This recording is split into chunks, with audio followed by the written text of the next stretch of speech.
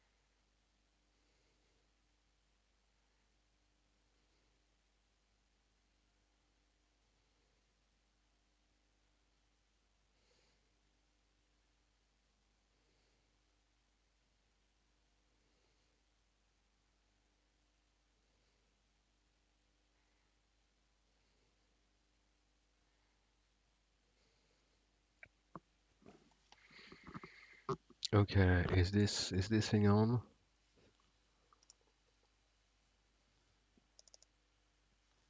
Plantronics.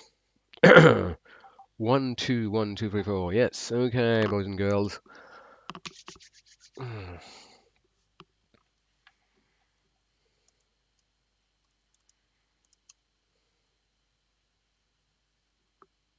Is this live? Oh, this has gone live. I thought it said it was scheduled. Odd. Okay, I'll have to cut the beginning. Right, so we are streaming, we are live. I want to do some processing, and I want to start with a completely empty sketch because I think it was unfair. That was kind of reusing the flocking, which I really love from, was it Craig and Daniel? Window to left side of screen. I'm immediately going to save it as, tell you what, no, okay. Here's one I made earlier. This is better. This is what I want to redo something like that. This is a particle system. I don't know which state I've left it. I hope I've not kind of broken it too much. I guess I have. Oh, is it finding its window on another desktop? No, it's here. Okay. Ooh. Yeah, I've had a key press. I should have defended against this. Okay. So what I have here is when I click my mouse, it creates a particle of random size, location of my mouse, random speed, and each particle has a charge. The charge is represented, I think negative is blue, positive is red, and like those are quite heavily charged. Because they're almost at full colors, but then you get all of the sort of, it goes, the neutral is the white, right? And the rules are that there is a baseline degree of, so if I give you an uncharged version of that, how would I do that? At the creation, I would, instead of random -1, 1, I would put a 0 for the charge. So the basic rules I have on the particles are that Um, I had them bouncing in that version. I've left them if they cross the edge. Oh, hold on, I need to transition. All right, okay, I'm new to streaming. Let's start again. What am I looking at? That's my desktop, and I'm in the corner. That's good. Okay, right. No, I'm gonna avoid the hall of mirrors. So just put YouTube behind it so I can see the chat. I mean, this would be some Chrome and then processing on top. Gonna get there. Right. So now when I press the mouse, it will create an uncharged particle. So they're all white. And the rules are that they are repelled by the walls, so it's based on the distance to the edge, as on an inverse square of the distance. So it works like kind of electromagnetic forces, or gravity does it for attraction. But the idea is that a reason why all that stuff is an inverse square is that the energy you're going to distribute by kind of pulling or pushing things, if you will, is going to be distributed across the surface of a sphere. And so because the surface of the sphere grows as a function of the inverse square, of the square of the radius, then when you divide it, it's an inverse square law.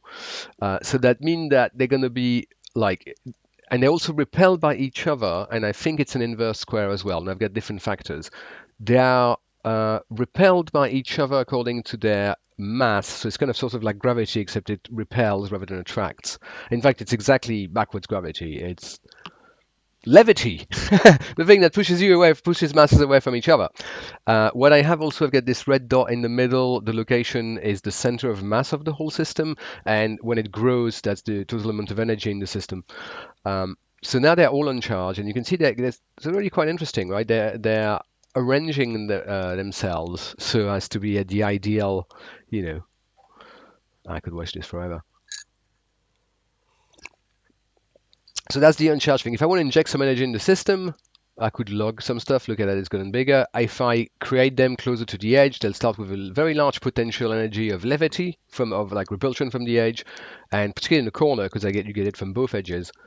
And this will throw energy in the system, and that's going to start caromming like a game of space billiards. And yeah, you've got a version. Then you can mess around with like them being charged as well. But like this is already pretty cool, and you can let's do it.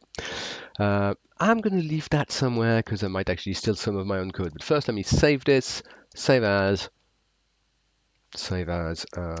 particle live. Okay, so this is processing, which means you need a setup function, which we're going to pass. This is something that is called once before we run the sketchbook. And you also want a draw function, which again, we're just going to put pass. That's going to be called every frame. I also will want a mouse pressed. So this function will be called when the mouse is pressed. I have ways there are variables that I can access just to figure out which button was pressed. I'm also going to pass. And well, actually in the setup, what I'm going to do, see, what I need is, I'm just not right. Another thing I'm going to get going right here is the Processing.Py documentation, because it's nice. So here's something that because I copy and paste it from previous bits of code. This stuff. Oh, it's size, right? It's size. It takes two arguments. Also get ellipse mode in radius. I don't know what the other version alternative to this is. Actually, there's a circle. I've been using ellipse to draw my particles, but again, because I'm copying it from other stuff. But I think there now is a circle. So reference shapes circle. That looks like a pretty decent circle. A, B, Location of the center, sorry, the third is the ship's width and height, the ship radius, surely. Oh, the origin ellipse mode, so that depends whether you want to give the center or like the corner, presumably. That helps sometimes. All right, so this is going to draw a, well, I mean, this works, right? It draws a canvas of 800 by 800. Good. Right.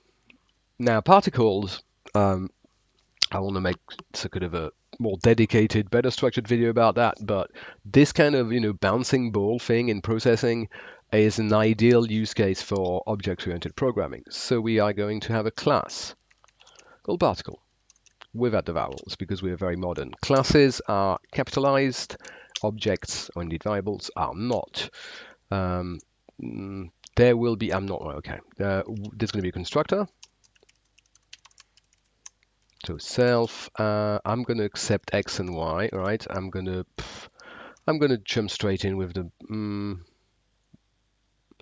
going to take the radius because it's simpler, and then I'm going to infer the mass, or if I ever need it. Like it's display first, right? X, Y, radius, that's what we need.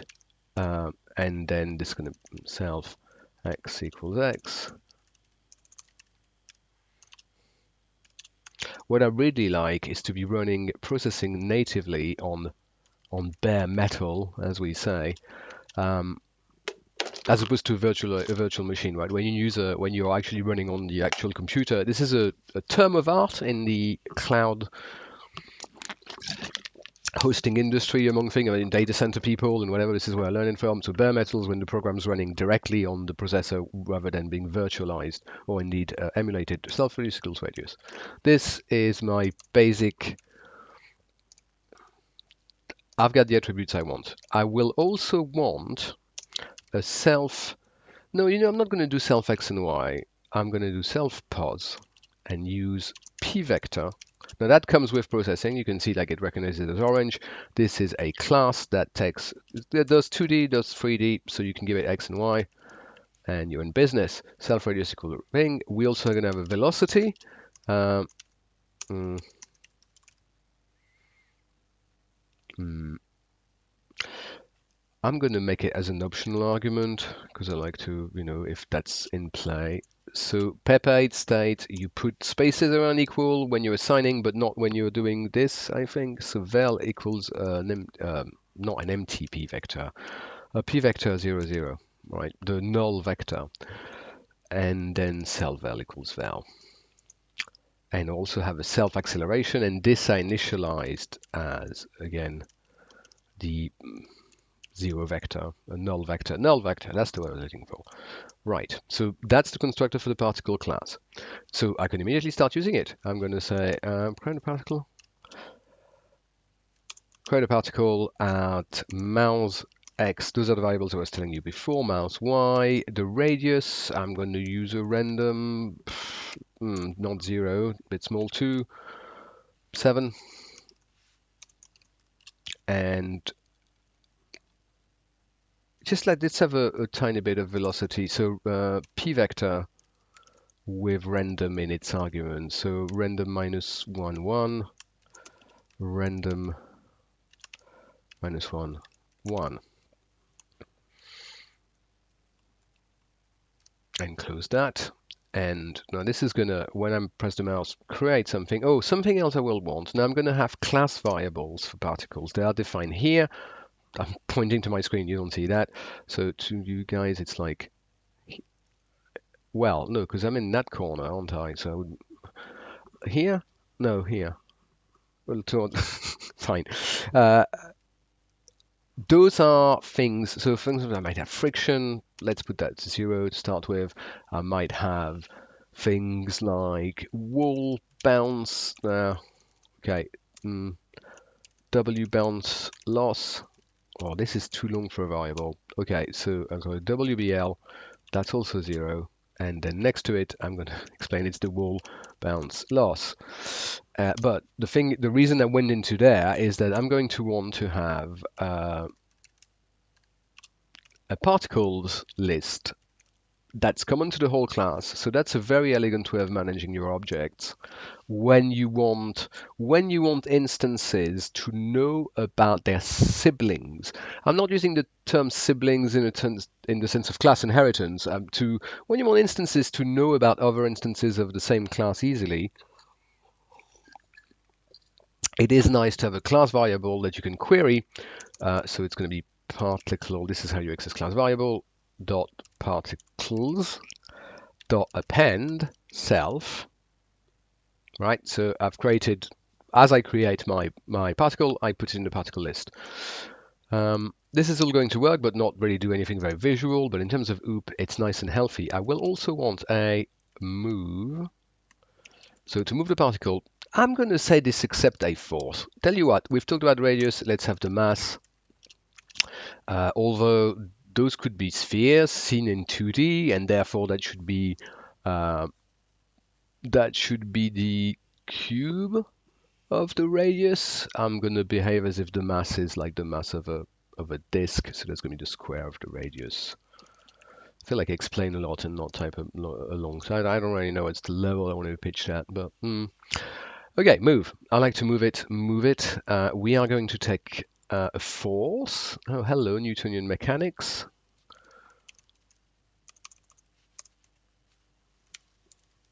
And this force, by default, no space in that instance, is an empty, is the null vector.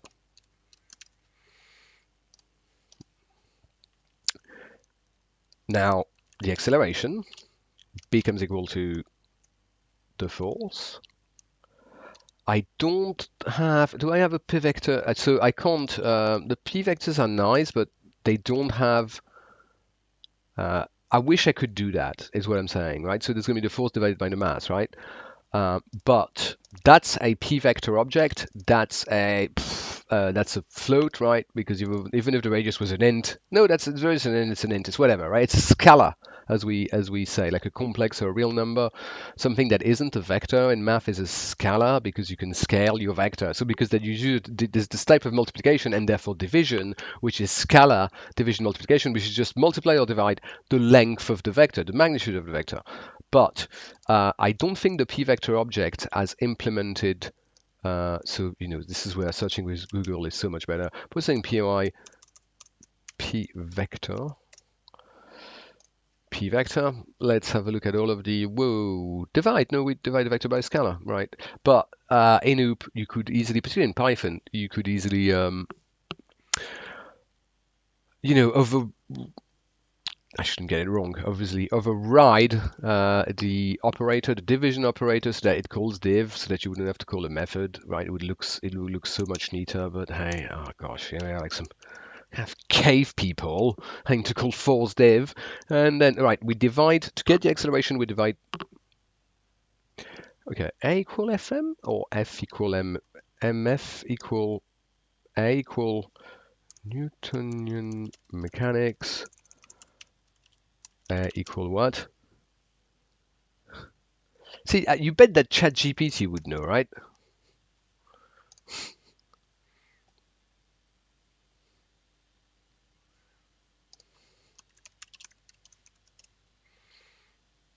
All right, okay. Ooh. Okay, I'm not going to start having an argument with the machine. In Newtonian mechanics, A equal what? No, I know. I know that. I can't believe I'm... Yes.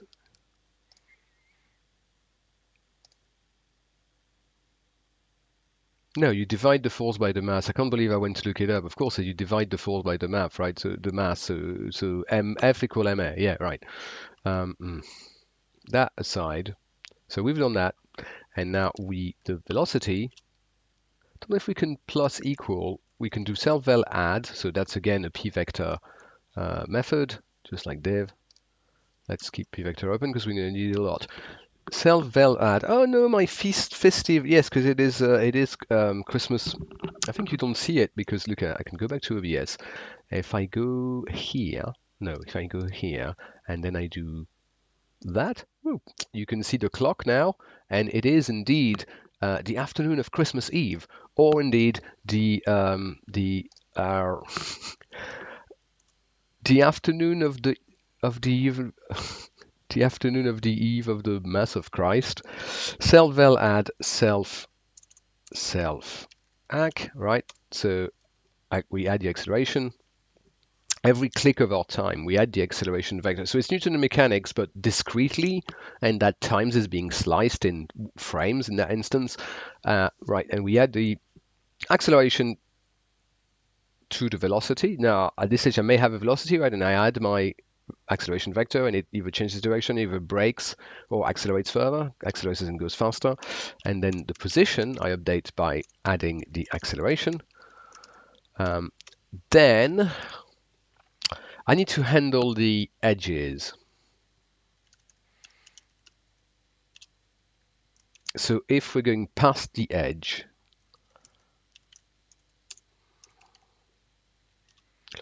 what do I want to do? I want to bounce? Yeah, I want to bounce. Or self post x plus radius would be larger than the width, right? So that would mean that we'd be past that edge. Then self vel mult minus 1. Now,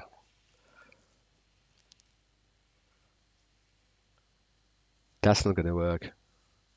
That's going to bounce the whole vector. I want to bounce. So the self_vel.x, I think that worked. That does work because p vectors are not just like general vector. They're specifically 2 or 3D vectors. You can access x, y, and z, which is insanely practical. And because it's like it's not meant to be super encapsulated, right? It's designed for ease of access. That I can simply multiply it by -1. And just to make sure, because sometimes I'm going to move so fast past that, like at the next one, I may not come back. Okay, so if that's the edge, and this is inside the sketchbook, this is outside. If my particle goes outside, and then, okay, we reverse in that case, the horizontal component of the speed. Next iteration, I'm here, I'm fine. But if it goes that fast too fast, we reverse, we reverse, we reverse, we reverse. Or worse, we reverse, I mean, this, yeah. So we also want to do self pos x. No, I'm not. Look, let's keep it simple and get it running, right? What's wrong with my indentation here? And if self pos y is smaller than radius again, or self pos y plus radius is larger than the height, then self vel y star equal -1. I'll worry about my bouncy case later. Misspelled radius. Okay. I think that's all we need, the basic for move. We'll worry about what force we're going to apply just yet, but let's have no forces being applied in a completely frictionless environment. Well, frictionless environment. Since I've got friction, right, so it's going to be -1 minus friction, actually. So my friction factor is what's the proportion of speed that is lost. No, sorry, the wall bounce loss. Sorry, that's what WBL. The wall bounce loss is the amount of velocity that's going to be lost whenever I bounce off the wall. So if I do multiply by -1, we just reverse the velocity, but it's 1 minus the wall bounce loss. So it's here again. If I say what, like 10% loss, and then I suppose let's not worry about friction just yet, but at least I've got some. Oh, well, I'm making it too complicated already. All right, because let's get something running. We're going to need a draw method, obviously, right? No, not draw, because that's protected. That's why it's that way. We're going to render. That's very nice. All we need is self, because I've got everything I need here, although I do need some column in here. And to render it, I'm going to use circle at x, well, just at x, y, with radius. So it's that simple. Now my setup, I create this and that, and then in draw, I'm just going to iterate into, so for p in particles, this is my list of particle, p dot move, bracket, bracket, no force just yet, p dot render, bracket, bracket, moment of truth. Whoa.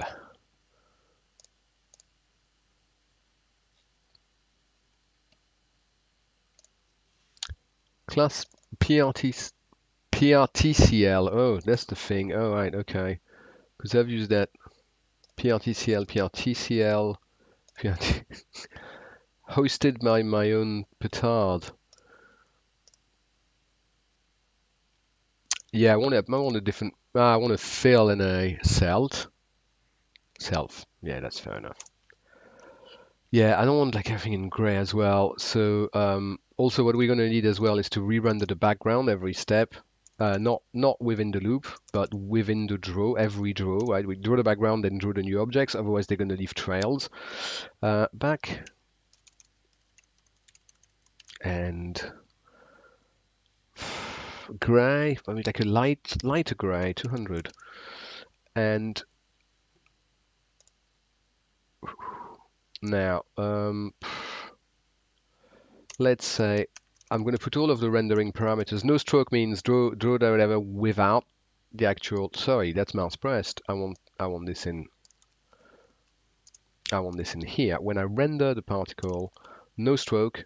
This is telling processing to draw a circle without an edge. But we are going to want to have a fill, just a fill color, except it's lowercase. And let's have them all black if we get like light gray background.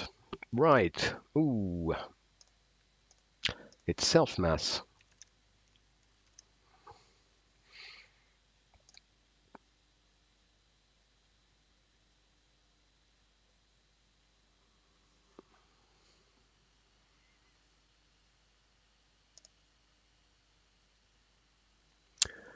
Okay. Attribute error. A particle instance has no attribute div. So it's weird because it's force div, and force I'm pretty sure is a p vector. What? So it's on creation that it breaks.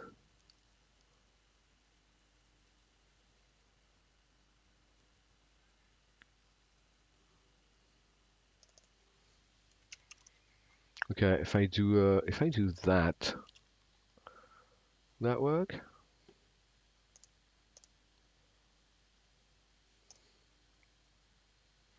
It doesn't have attribute melt as well. Force. What's the problem here?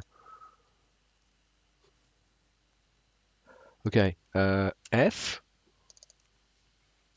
Let's see if we get a clash with something else called force. No.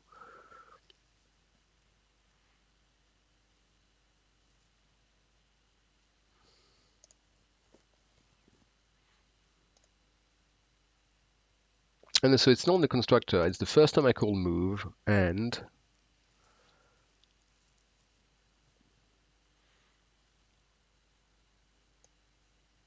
okay, let's have it without. Don't use any mechanics.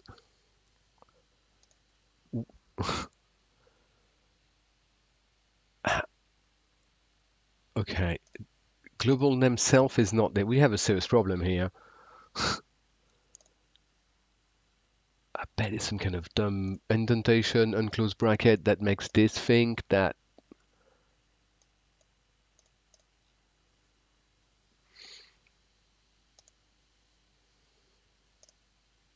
it's on this one. So it's understood the oh, but that's because that's why. Sorry. Yeah, because the first argument I passed is like the particle.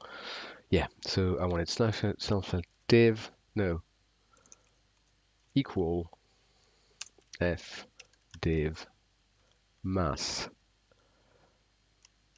The mass is never going to be null, so I don't have to worry about dividing by 0. I mean, I should worry about like passing self to my methods rather than, yeah. Global name mass is not defined because it's self mass. Speaking of self, that's what being selfless is like.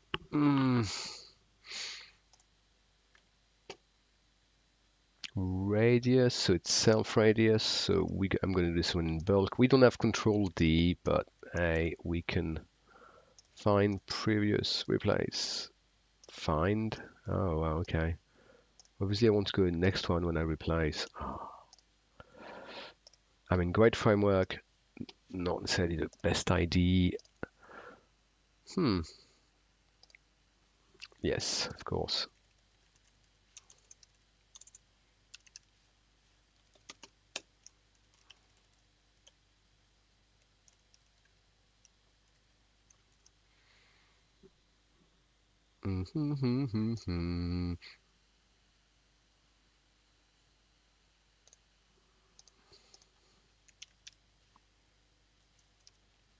That's, yeah, those were not valid attributes of my particle object. Come on. This is particle oh,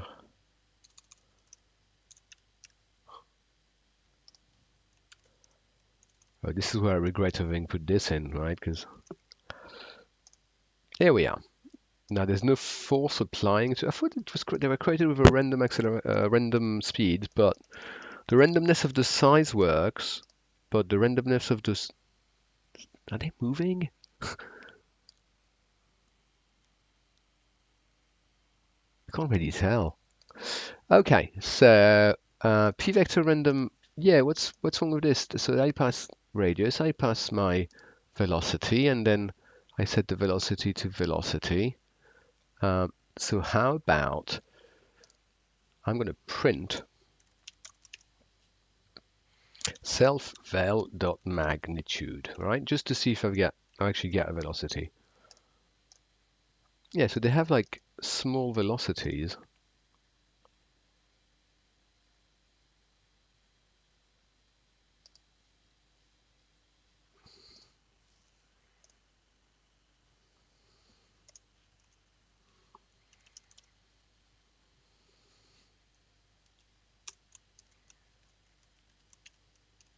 Okay, is my draw loop even running?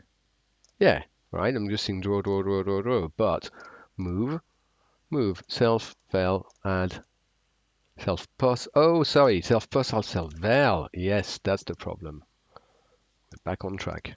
That's more like it. Okay. So they don't interact with each other, right? They can't collide. They just cross over each other. But they should be bouncing on the walls. That's just what we've done. But they lose a bit of speed when they bounce on the wall. So that's already pretty nifty. I could. Okay, let's make that a little bit more exciting. 5, 3. I'm going to go for higher speeds. No, let's remove all that logging because I suspect that it's making my code run slower. Oh, what?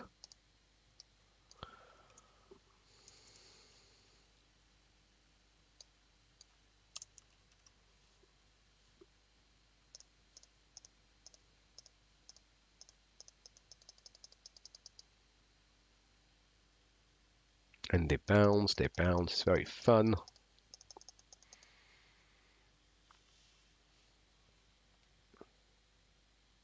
Cool, right? Now, what we could do conceivably, we could have. So, if you want to model gravity, right? It's cool because, like, our move method accepts the force, and gravity is a constant downwards force. So, we just have to pass a p vector. Tell you what, rather than creating one all the time, I'm gonna. Can I do like. This is shameful. Global gravity. I don't know where else to put it. Well, I could put it on outside. Well, global gravity is a p vector. That's gonna be like minus, no, x 0, right? And then something. No, that's plus, right? Because the origin is on the top left corner. So 0.1, and then we're gonna move and pass gravity. I feel like this is wrong. So wrong. And I think globals are even sort of old-fashioned. You need to declare them, then define them.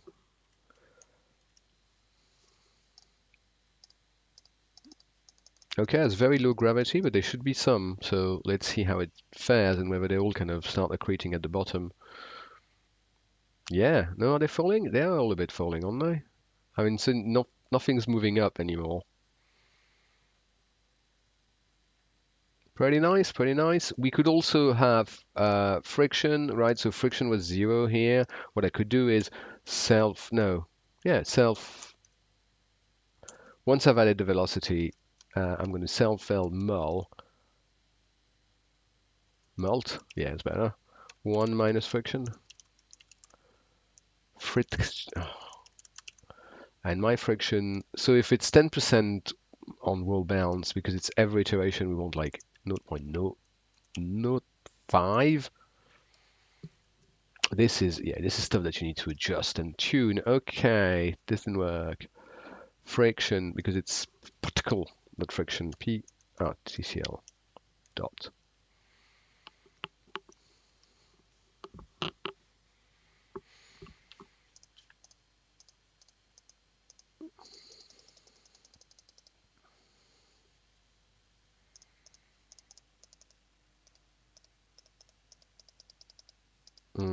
I mean, now I've got friction and gravity. I think my starting speeds are a bit low. It feels like they're gonna be frozen in the air before they start falling.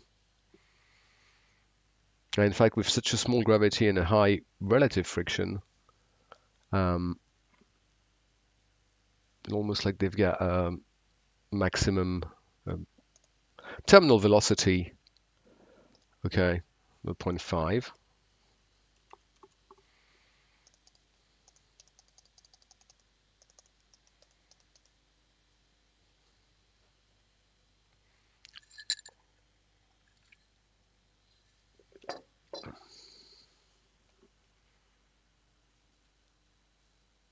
Is my gravity even working?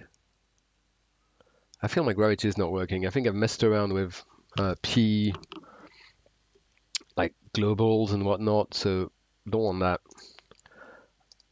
Don't want that.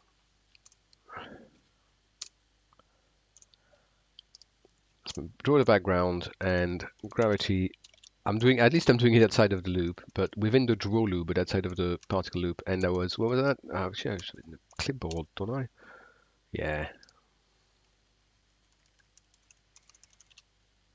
My gravity is a p vector of 0, 0.5, and I pass it here, and everyone's happy.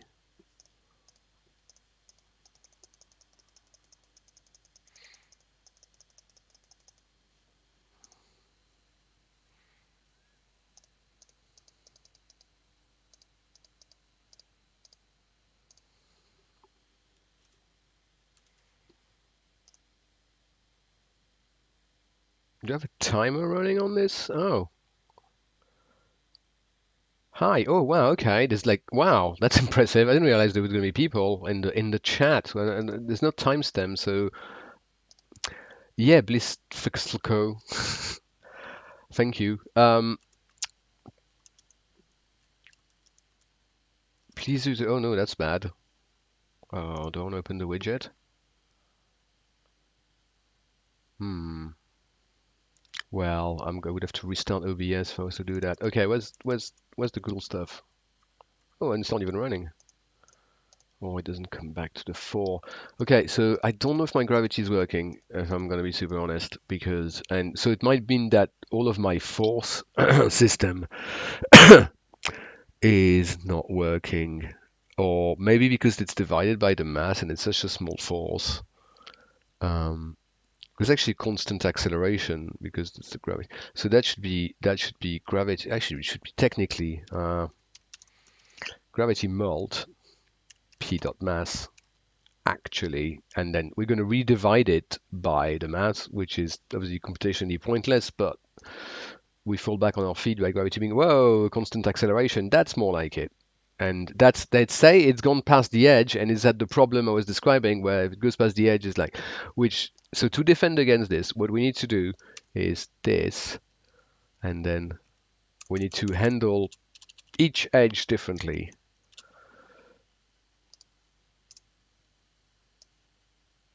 In both cases, the velocity is inverted respective to the horizontal axis, but crucially, we also set the position, in that case, to +1 to be safe, right? And here, it's going to be self pos x is equal to its width minus radius minus 1. And same deal here. I think, don't I have like the chat? Is there like a, I thought like I could get the, like for some reason I thought I could get like the, tools. Oh no, I'm gonna get confused and have a boomer moment. That's not good. Okay, let's just save territory. I was here.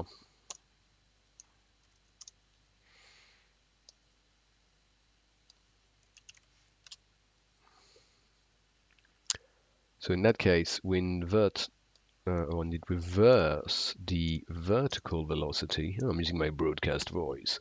And crucially, that's why I'm handling this edge separately. The y position is equal to, so this is at the top, so that's self plus not radius plus 1.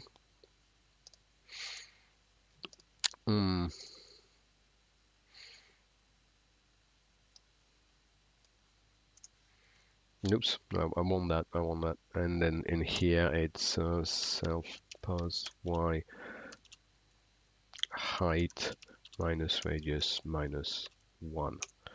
I'm also going to tame the gravity because there's a bit much. So we're back to 0.1. I may want happy with the bounce loss and the friction and stuff. So yeah, let's just run it as that. Oh, did it crash? What's happened? Or did I click in the wrong place? It crashed and I clicked in the wrong place. Okay, radius. It's radius. Oh, it's also, yeah, it's self.radius. Okay. I'm gonna need it here. And it was already right there in the wrong place. So that's good. It's already triggered. And that's falling through the bottom in particular because they come to the bottom quite fast. They're gonna have the terminal velocity. Ooh. And again, no, it was there as well. Okay, yeah. Nice, we're testing all of the naughty cases. Okay, I have no idea how long the stream has been going. I wish I had a clock somewhere. Oh, 40 minutes. That's good. That's good. How long am I going to make this, eh? Just for ease of post hoc consumption. Maybe better to break it down. Can always do that.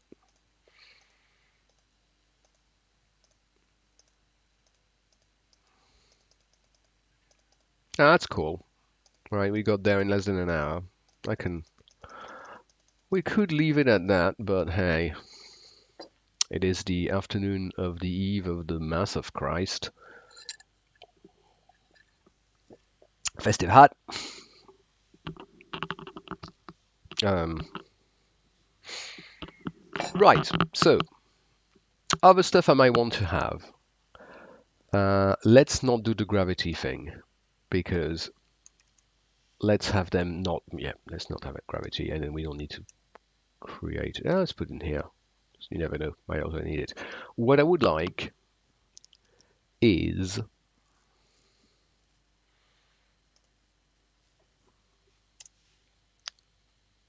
hmm,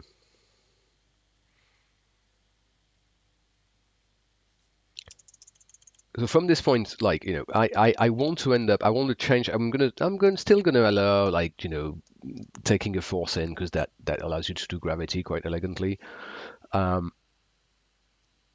But now this force, I want it to also have to be affected by other stuff, right? So one version of this, instead of a straight bounce on the wall or a bounce with a loss, like a spring, um, I could have the wall repel them like I did in the thing I showed at the beginning. But let's start with having all of the balls repel each other in sort of reverse gravity. Let's implement levity bracket reverse gravity. Oh yeah, comments are nice. I'm not really modeling super great behavior because I'm just commenting verbally, right? So for that, we're going to need to iterate over the whole particle dot particles list.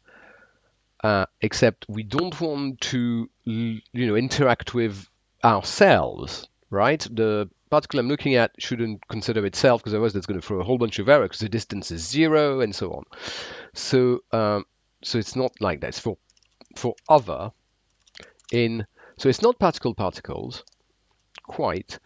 It's going to be a list comprehension that I build from particle particle, where I'm saying p for p in particle particles. That would just like rebuild particle particles comprehension, the particles list, right? If but only pick any p that will match this criteria if p is not equal to self. This is how the list of all of the other particles generated on the fly with a Pythonic list comprehension for each of those. The distance is equal to, I think there's a p vector dist, right, that I kind of dig. Oh yeah, that was here, p vector. So what does this do? The distance between 2 points, it's weird that we would need well, it's practical because it's obviously something, yeah, it makes sense that it would be in that class, but it's not really, oh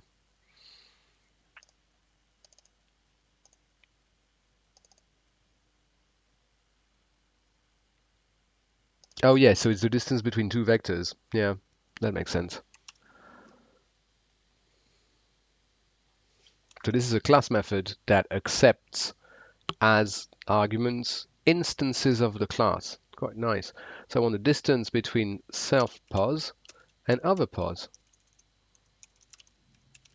This is the distance. It's not like a vector. It's a scalar. It's always a positive number. I don't have to worry about the order in which I do the subtraction, nor do I have to worry presumably about the order in which I pass the arguments to the method. Now, because this is going to go, yeah, GeoGebra log, it's in my, interesting. Okay. Loady. Okay, y equals 1 over x squared. So that's 1 over x. Only look at the positive. Have a look at this because this is where it shows. And that's 1 over x squared. Boom. Much steeper. So we're going to have, like, as we get close, well, this is when that 1 is going to be multiplied by a factor, right? And that's going to indicate some degree of distance. Oh, yes, there's going to be well, not worry about the factor just yet, but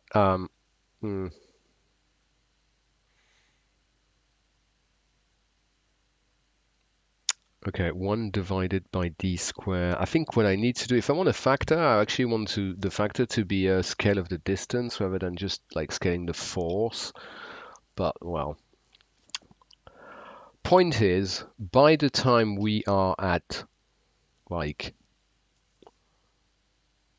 I mean, there's a point at which this is negligible and it's not worth looking at, is what I'm driving at. So I'm going to say if dist is smaller than, so we get an 800 playing field, 200. That seems like reasonable, right?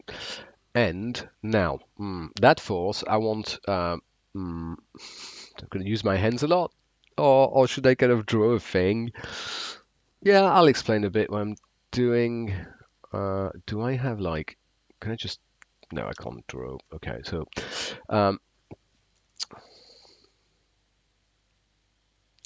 I want to add to force, right? Because I already get a initialized null vector, right? And I want to add to it. And what's good is that it's going to do it every particle, right? So we're using that force to work out the total force. And by the time that we've reached that line, F is actually the total force. So I add to it a p vector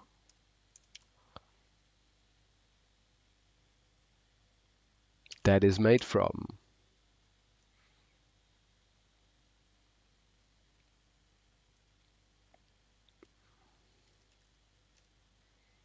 self-pos x minus over pos x, self-pos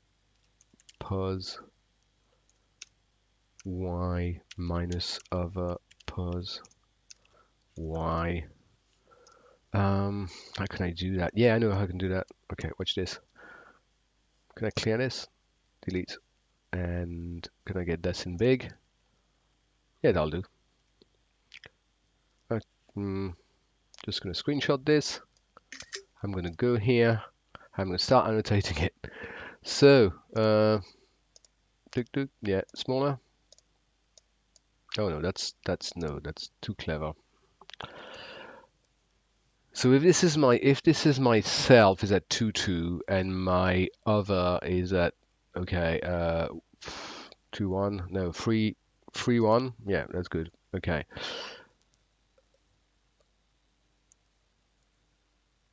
I'm blanking completely. The difference, so the pos x, sorry, self pos x minus self over x is going to be here. I mean, it's going to be, -1, right? Somewhere like here. And, oh, I do thingies as well. Can I just freehand? Yeah, okay. But can I have it like a bit smaller? Oh, yeah. That's nice. Okay, and then for the vertical, so it's 2 minus 1 is here. So it's going to be here, right? Oh, that's too small now.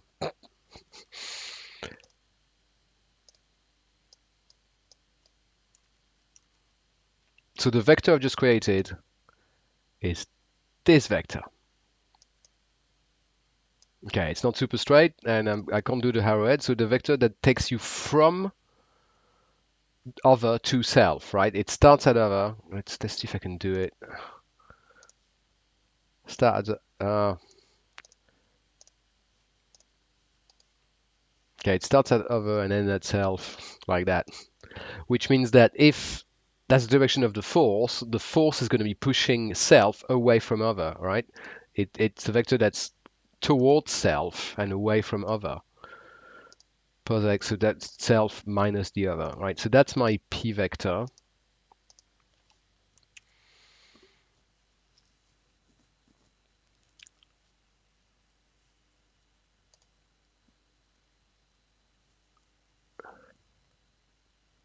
You know, I feel like I'm confusing myself. I'm putting too much pressure by trying to do it in one line. So the vector v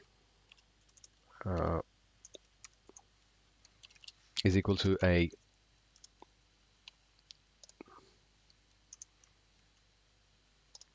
Now I've got the full vector, and the magnitude of that vector is the distance, right? So what I want to do is then v normalize. This will bring it back to a magnitude of 1. That just gives me, so that's only really the direction I'm interested in. And then I want to multiply that by 1. Well, actually, I'm going to have a p. I'm going to have a PRF. The factor, yeah, it's a particle. That's equal to 300. And it's a particle repulsion factor, as you would have guessed. So I'm going to take that PRF, but I'm going to divide it by, no, sorry, here in the mult. This is what I'm multiplying my vector by. We'll divide it by, let's have this being a square distance. So just in case, I'm going to do dist plus epsilon. Epsilon is a constant in processing, that's why it's gray. That's like the smallest representable real number, just so that we don't divide by 0. And the problem with that is that instead of having an error, it's going to make the velocity like shoot like crazy, so I may need to kind of like put a limit on the velocity, but I'll cross that bridge whenever I need it. So that's inverse distance, and then let's do inverse distance first, then we can do inverse square in a second. And then I'm gonna f add v. So I'm then tallying up that vector into my total force. Let's clean up our blank lines and start fixing the errors. No, yes, we have one. Okay, so that's because it's of course it's a class var. All right. So like in inverse, if it's just inverse of the distance, they are really repelled by each other. So they're going to end up, I'm pretty sure they're going to end up kind of like scattering against the walls, but they will arrange themselves in a grid. Now that's not really levity, that's not really inverse gravity, because that's just the force is solely a factor of the distance, not the masses. So in that model, what's playing now, the size of the dots are purely decorative. This will automatically build a regular grid. If I did now detecting neighbors is quite like tricky, but if I had the thing, and I could do that in processing, right? I could like when I press a button, draw me a line in between all of those particles. Not in between all of them. That's the thing. I would have like each would have to be just drawn in line with its neighbors, but you would see what looks like. Well, it's not clear, right? Whether it's a triangular grid or if it's rectangular. It's going to depend on dimensions of the board and the number of particles and so on, but it will find some kind of equilibrium, and it's oscillating around that equilibrium, and the friction will slowly bring everything to a halt. I don't have gravity, by the way, right? It's just being pushed by all of the sets of particles here. Now that wasn't depending on the mass. What I will want now is to have this multiplied by self mass multiplied by other. Now, let's think a little bit ahead. We don't need parentheses because it's all multiply and divide, but the masses against the classes, the masses are, where's the mass no, sorry. The mass is the square of the radius, and the radius is random between 2 and 7. So the mass is going to be between 4 and 49. So I've just, the multiplication, what I'm multiplying, what I've just done by, is going to be between 16 and 49 squared. Yes, okay. So we may want to, like, start reducing our factor. So like that's kind of order of magnitude 100. I'm going to divide it by 100. So I'm just going to make that 3 and see how that plays out. Now again, we should start seeing differences between the small ones and the big ones, because the big ones have got more force applied to them. Although interestingly, all we've done is make sort of accelerations constant, because the force is a factor of masses, but like in gravity, well, I think that's only relative for one, but like, yeah, okay, that's anyway, I'm rambling. This is our model as it is currently. Now now let's see what it looks like if we now do the square of the distance. This is where I may need to kind of beef up increase my particle factor. So now they're much less scared of each other, right? There's much less interaction, and we only start seeing, it's almost like it does a very nice bounce, right? Like, so if they're about to collide, well, they avoid collision. But if you really got them to perfectly align with each other, they will still, even before their radius, essentially, right? You start seeing the effect, but it's much less noticeable. So when I'm doing inverse of square, I could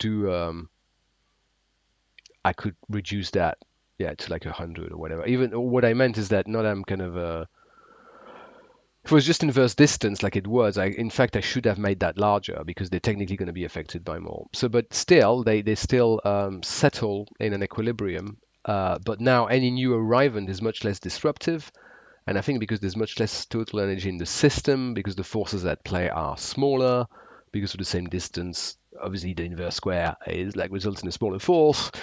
They take much less time to settle.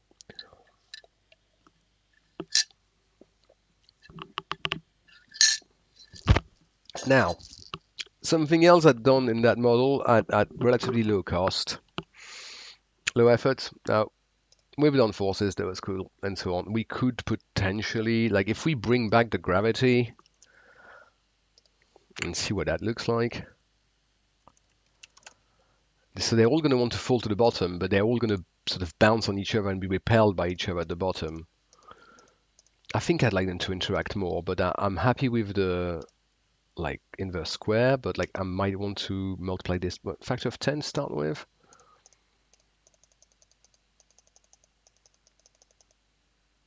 Yeah, if I create them in quick succession, like they're going to be so close to each other, they're going to be repelled. So this is my theory of, was it like special levity? Oh no, because it was relativity.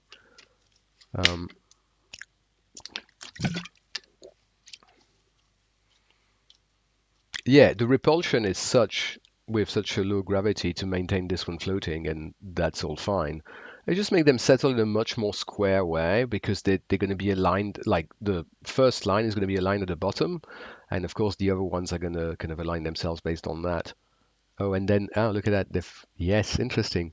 So because they're flown away, those are able to fall.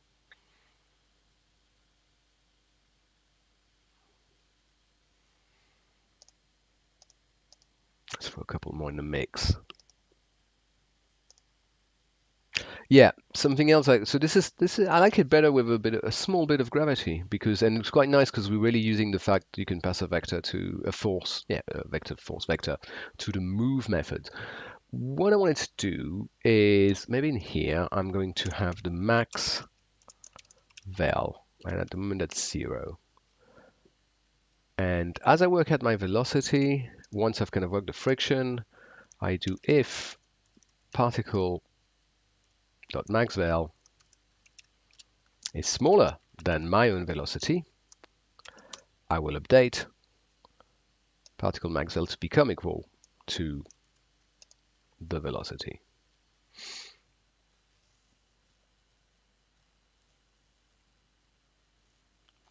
I will need to split my loops, as I'll explain. So I'm updating the particle maximum in here, right? So once I've gone through once I've called move on every particle, I have a valid. We need to reset it, of course, every draw, right? Otherwise, it's going to be just going to store the maximum across all particles across all time. We want the maximum across all particles for this frame. So particle max val reset it to 0 here. We're going to iterate over the list of particles and call move, which is going to update them. And by the end of that, I have a valid, like an accurate. Yeah, hold on, except that I want a self-val mag, right? We are really the only thing we can compare is the magnitude of the velocity.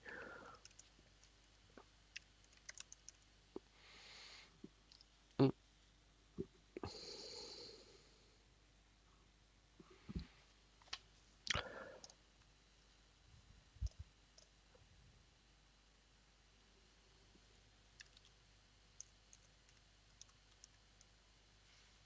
mm, for P.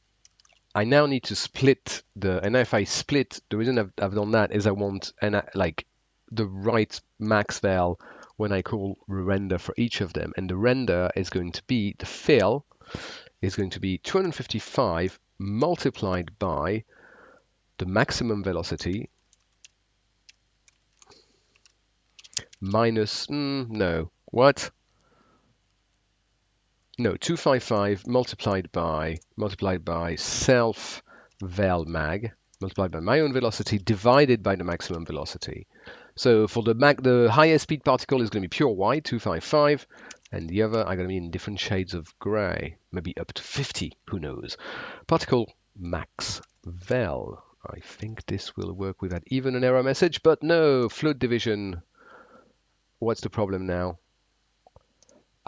Because of course when max val is stored at 0 initially, yes, because we still render initially, right? Um, so it's not just here, actually, it's there, because it's truly initialized for practical purposes here.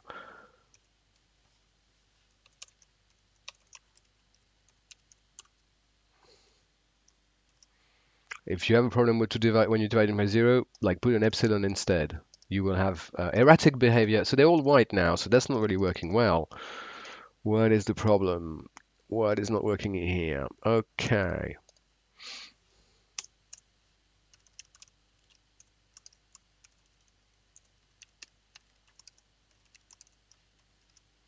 If I print the maximum particle velocity, this is E, by the way, right? It's something 10 to the power of minus 5.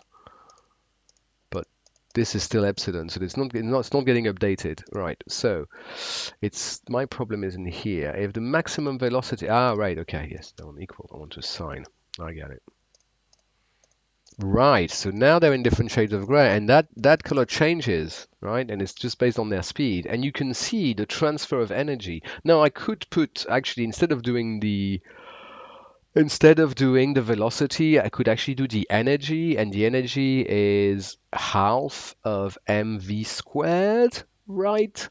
But what's happening is that when they're nearing each other, like when a very fast one nears a slower one, that just happened there. It transfers its energy very much like a billiard ball would like knock another one, and so things settle, right? Because I've got friction. Of course, there's always something moving relatively fast, and the rest are mostly black. I could make the scale a little bit more logarithmic or something like that, or divide by the square, or but you can. Hmm.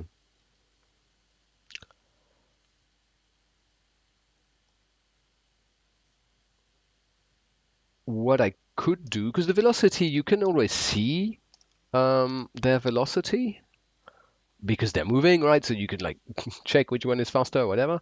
So something else I could do, actually, let's have both, right? So let's have the same for acceleration. I just need to do a max calculation rather than I'm not even going to do no, I'm not going to do a max calculation because I'm being cued by trying to scale it. But if instead of like I do that with ACK, well, no, sorry, I do ACK goes here, and then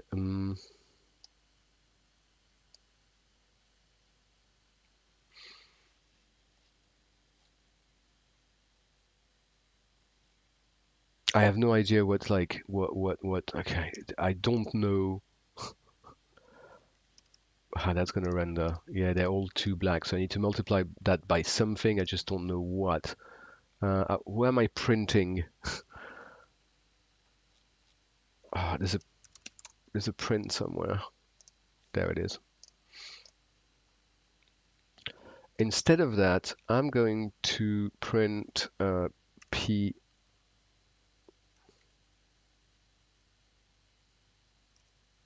I'm going to print P, but just outside of the loop. So P still work outside of your loop. Your iterative variable is still valid outside of the loop. It just has the last value it got. So if I have a P that's defined,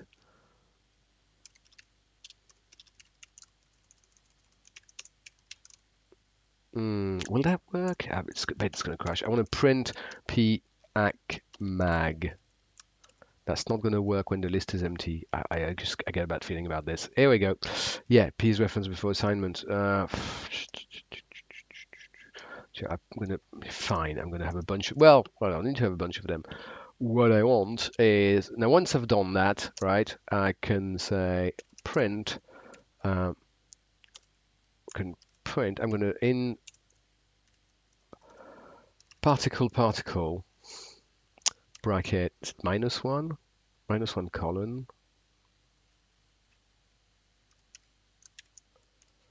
I'm not.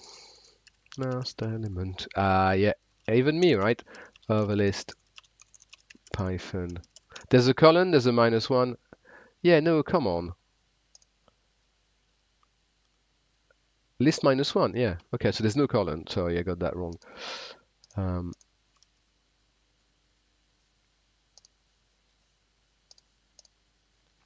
we have a viewer. Well, someone's got even more bereft of things to do than I am. So just -1.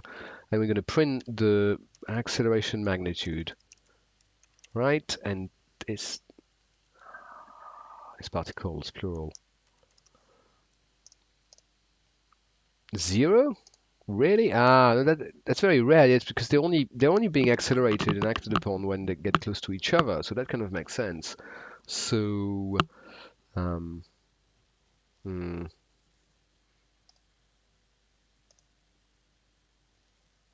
Yeah. So most of the time the acceleration is 0. So trying to make that color change based on the acceleration is not a really fun thing to do. So remove that. And where are we? So it's multiplied by self velmag, but you know what? How does that look?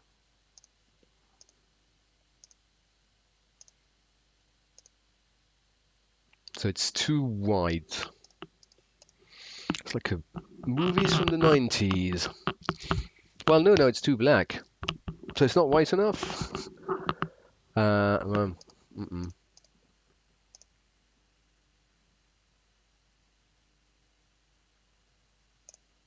well, the problem is not like the scaling. The problem is more like the distribution, because there's always going to be some that are like near 0, and then a couple moving a little bit. Okay, I've got half an hour. I'm going to stop like, within at 4:30 or something. But I think I have time to put charge. Um, I don't know about this. It doesn't really matter. So charge. We have levity, right? And let's do charge. I'm just going to initialize it to something random. I'm going to put it in here because it's before the sort of like locate velocity movement parameters. The charge is initialized to a random. No need to import random in processing. You just get random. You call it random. It's so random. And it's going to be -1 and 1. Now the thing, okay, I'm gonna want something. Oh, can I ask like, okay, I'm gonna ask ChatGPT.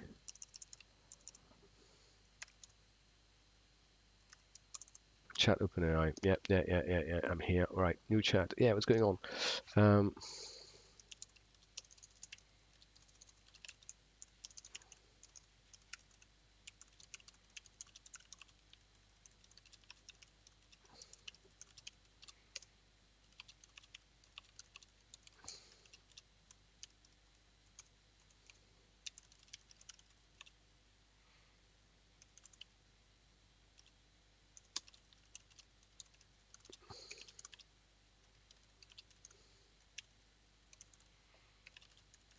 let's see if it kind of guesses that, you know. Wow, it's got like hint typing. It's a list, so it's a value, it's a float to a list event. Ah, right. That's nice. That's a nice touch. I didn't know that terminology clamp. And red, green, blue. Blue equals 0, so blue is always going to be 0. And then this is the kind of stuff I wanted. So yeah, let's have it. Thank you. I'm going to need to remove the type hinting because it's a pain. Let's put it above the class because it's not really a processing function. I'm just going to get color, remove the type hinting. No, so it's like val. And then we don't need to know it's to a list event. And instead of having 0 blue, I'm gonna take like sort of like 100 blue. I like a bit of 100. And then I've got get color. This is so nice. Now that I've got this, I will want the fill to be get color. Is it get underscore color? Probably with the American spelling though. Yeah, fair enough. Don't blame you. Get color of self dot charge. So I've just added a charge attribute. It initializes to random between -1 and 1. Fill first arg. Ah, that's because I want that as a color. Now, color like that is a processing type to manage colors. It will accept a list, won't it?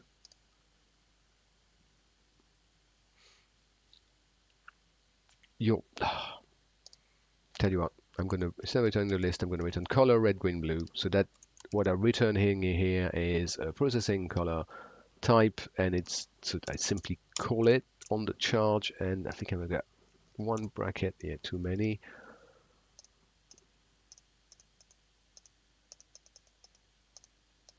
So their blue is always constant, and I'm not sure which charge is which because remember, at the moment, the whole all of the behavior is based solely on mass, if anything, right? Sort of levity. But that has rendered the charge in different things, and I suppose I just like to understand where it is. Problem when you get when you get like the bot to do your work, you don't really understand it.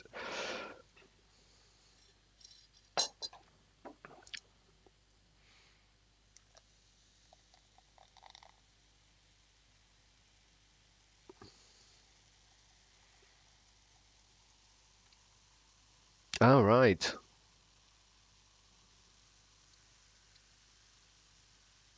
a value. Yeah, that makes sense. A value between 0 and 510.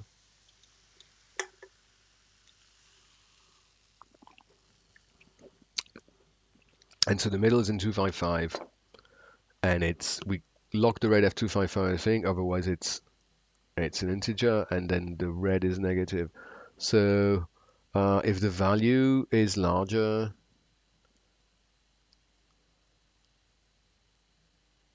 okay. So if I'm at one, if val is one, so full positive charge,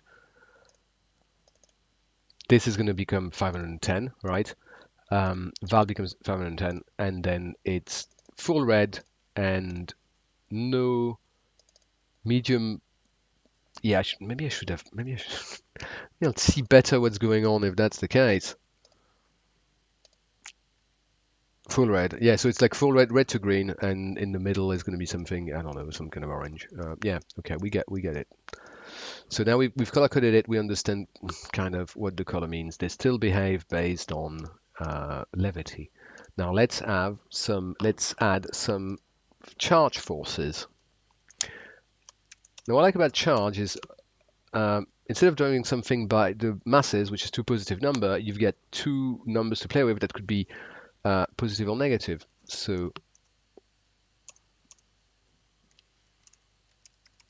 how? Why is this not? It is lining up. Okay, just something. Okay, charge interactions for other in this compression of P for P in particles.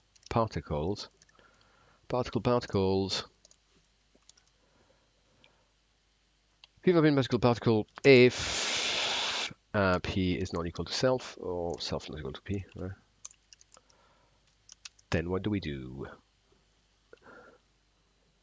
I mean, to be fair, we're already iterating. I don't know where I've done this. So yeah, what we need to do is actually put this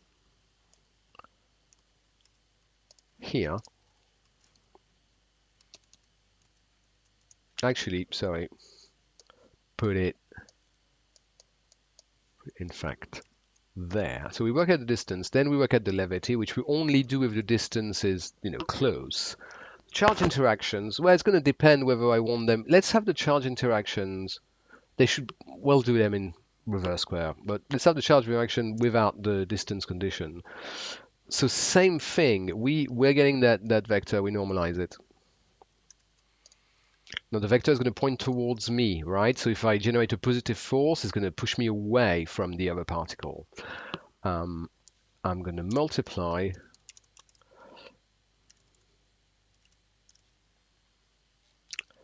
so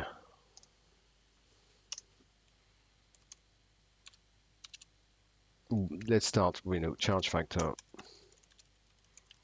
Start at 30 because why not? It's particle with a capital P dot CF charge factor multiplied by. Well, this is where actually this is going to return a number between 0 and 1. I mean, sorry, a number between -1 and 1. But because it's a square, much more likely to be very small, so I probably want to beef that up. So it's self-charge times other charge, and then that's divided by this plus epsilon. Let's beef this up because the masses, were a factor of yeah, the masses are wow, 2 or 3 orders of magnitude more. But then this is working, to be fair, this is also working, the charge is working at the distance, not the inverse distance, not inverse square. Oh, yes, and then F add V. So can't guesstimate a good factor. Let's just get it up, see if it salutes.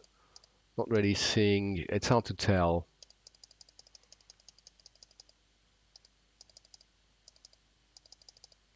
So what's happening, the type of charge interaction we have, right, is that we multiply the charge factor by the charge. So I really want a bit bigger, won't I? Which means that if they are both positive or both negative, and that's that product is positive, the vector is still going to point towards me, which means I'm going to be pushed away. So this is behaving like normal, your regular electricity, right? Whereas although it doesn't look like it, this seems to point out elsewhere, right? So if the charge are the same sign, they repel. If they're, the other sign, they're attracted.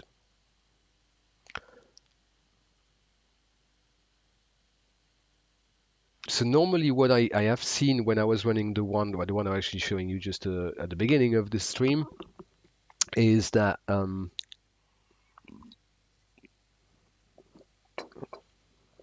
This will not really settle. You'll see kind of occasionally like pairs of opposite charge. You see like those two here being kind of attracted by each other or repelling each other. It's a bit of a tango. You notice that like with those kind of charges and those kind of masses, that distance, they never really get closer than this kind of distance. The 200, by the way, it's like a 800 by 800, so it's a quarter. It's kind of like yay big, 200 pixels about. So like my distance from either edges. So yeah, for collision detection, because it's inverse square, that's fine. And then for charge, I don't put the minimum because it's like, so all I need to do is either decrease one or increase the other. But like looking at this, because it looks so much the same like the previous one, in spite of the colors, it feels like it's mostly levity interaction rather than charge interactions. So another tenfold on this. Oh, look at that. They were repelled by each other very quickly, so it's working. See, I'm starting to see like orbiting or like, parabolic. Okay, so maybe I've gone a little bit crazy. And yeah, this is where the total energy of the system is difficult to manage. So 3000 is too much. Let's have 1000.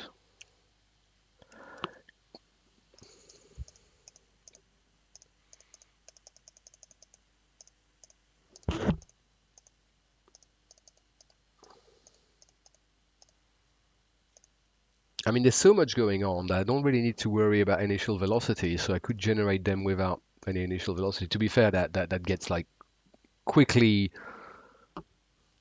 if you will, either like updated by forces or reduced by friction. So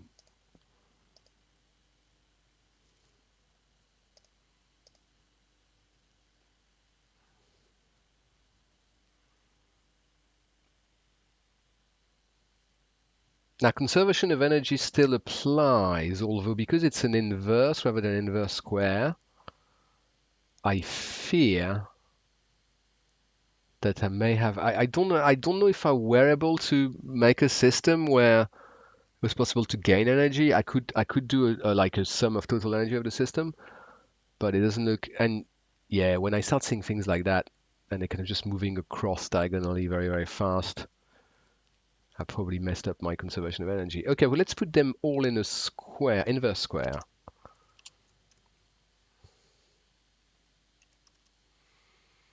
Da, da, da, da, da, da, da, da, da, da, da, da. Ooh, okay.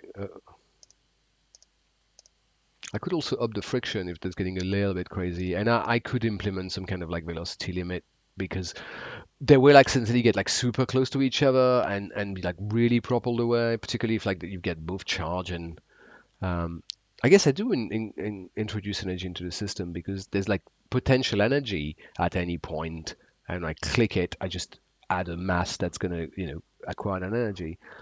So how about double the friction? Oh, mind you, that's settled.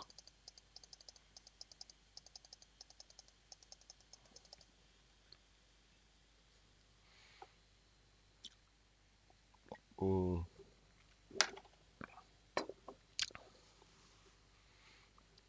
They're losing energy when bouncing on the wall. That's kind of nice too, just to guarantee I'm not gonna things aren't gonna get too crazy. So this is with everything, with both like with both the levity force and the charges being an inverse square. And you can see the same type. Remember, still get a little bit of gravity that's going to make like the particles want to stick to the bottom, and then they're going to organize on something vaguely rectangular because that's a square play area, like that. Now, for the last 10 minutes, check this out. What if instead of having your regular, just like we've done reverse gravity, we can reverse the charge interaction and have something like, you can just put a minus in Python, I think. Only to do like -1 times. But or actually, I can control it from the CF, right? If I do that, what's going to happen is that similar charges are going to be attracted to each other, and like repelled by opposite charges, and which means that things are going to want to cluster according to groups of the same color.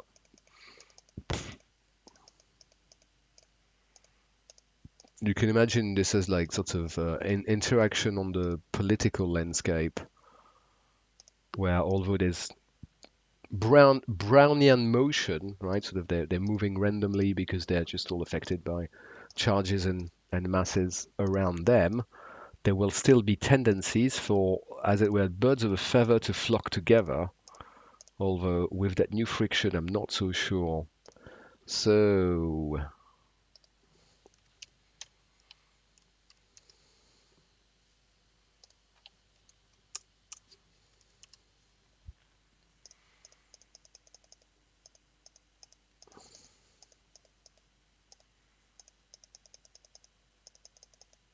oh, oh, oh, oh.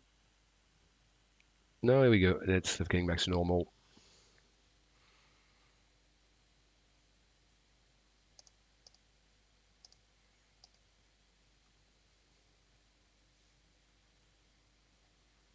Oh yeah, to do the sort of right. Let's see if we got gravity.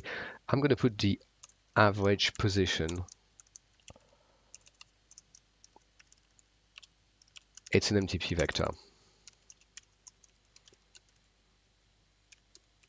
It's the null vector, right? And for each particle, after I've moved them, I'm going to add to average pos dot add, and I'm adding p pos. So I'm summing everything in here, and then after that, I'm going to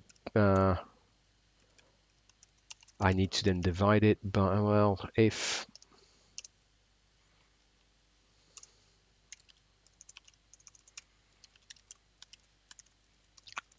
the list of particles isn't empty, particles is larger than 0, we're gonna average pos dot div len. So now I have an average position, and I can circle in average pos x, average pos y. Let's have that with no fill and stroke full red.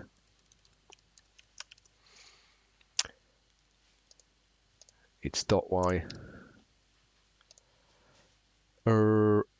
And then the radius of that. Do I want to do like the max val? Let's have just a radius of like 1 or whatever to start with.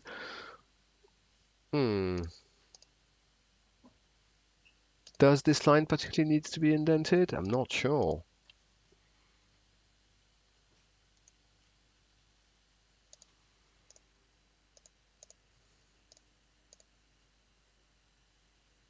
Oh no, this line needs to be indented. Yeah.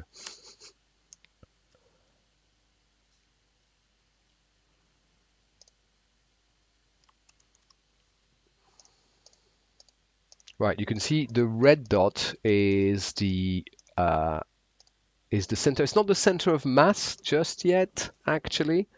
It's just the center of all the particles. If I want to do the center of mass, I need to weigh it, but I could do that by, before summing it. So before summing, I'm going to take a copy of ppos.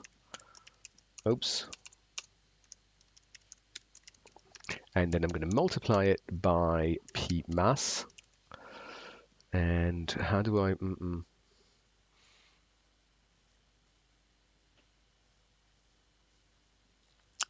I might just keep the total mass here, right? Total mass. In here, we're gonna... Because I don't want to be... I could calculate it every time, but that's just wasting particles dot mass plus equal self mass. And so that's my total mass. That starts at 0. And instead of dividing by the length of particle, which then I don't need that if anymore, right? Because like it starts at 0 if I get an empty list. I can divide by, it's going to be, no, still I'm going to want it because I don't want to divide by 0. Divide by, particle topmass called road. Is this working? It's not working because copy, yeah.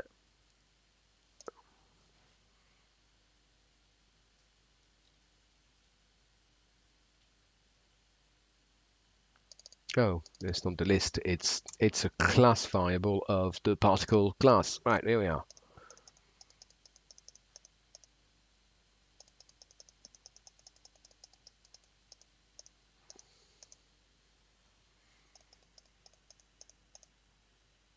I'm not seeing the clustering effect I was thinking about. So 3000, was 3000 too much? Let's start 3000 again. Mm -mm -mm -mm.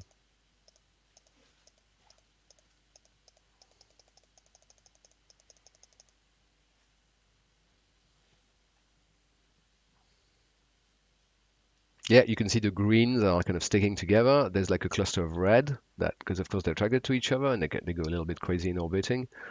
Um,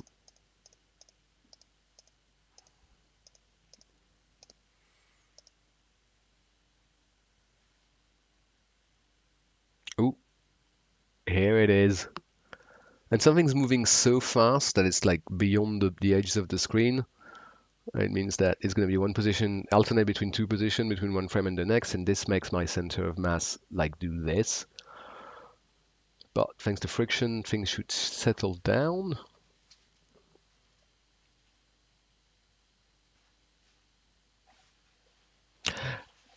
Now, because just like in real physics, although we have inverted the charge, like the orientation of the charge forces, smaller particles, because the charge repulsion is solely a factor of the product of each charge, smaller particles are much more affected by the charge effect because then that's a force that's applied to a smaller mass results in larger acceleration. The levity, the inverse gravity that repel, with each particle repels the others, is because it's scaled with the mass. It's not the case. So that's why you see the smaller ones, like the ones flying really fast are all the smaller ones, and they've cleared the screen. That's it. So it's not so much a bug as like an emergent phenomenon where, because you get edge cases when you move past the edges and things like that, and like divisions by very small numbers that lead to kind of really crazy vectors. I could kind of limit some of those things every time they're recomputed. That would be a solution to that. But that's enough for this stream. So thanks for watching, assuming those that have, right? And then I will see you later. Happy coding. Ah, come on. The confirmation thing has completely killed my sign out. Okay, and happy coding. Wink.